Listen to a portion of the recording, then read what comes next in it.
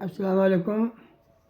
ایک پرانے دور کی بات ہے بھائی، بہت پرانے دور کی بات ہے۔ ایک اللہ کا بندہ بکری چرا کرے ہو اور وہ بیٹھے ہو ڈنڈی کے اوپر جہاں کے رستے ہو آن جان کو، تو بیٹھو بیٹھو اللہ لڑا رہو ہو، یا اللہ تو میرے پہ ہوا تو میں تیرے سر دباؤں، تیرا ہاتھ پاؤں دباؤں، تیری تھکاوٹ دور کروں اور تیرے تیل کی مالش کروں، تیرا کپڑا اچھی طرح دھوؤں، چنگی طرح سنبھال کے اچھی طرح دھوؤں اور تیرے میں خوب اچھی طرح مالش کروں، میں تیرے ہاتھ پاؤں میں بھینچوں، وہ ایسے وہ اللہ لڑا رہو۔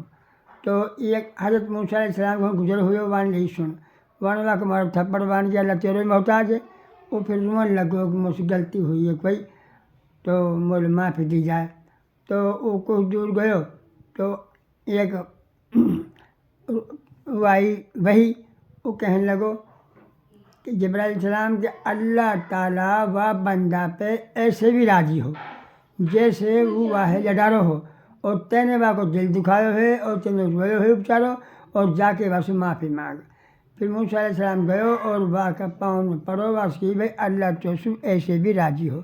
بھئی اللہ تعالیٰ تو اپنا بندان سو راضی ہے، جبکہ وہ ہے کئی بھی حالت میں یاد کرو واسے پیار کرو واسے محبت کرو واسے ذکر کرو تعریف کرو واسے کتنی بھی حمد کیا جائے تھوڑی ہے۔ اچھا بھائی، اللہ حافظ۔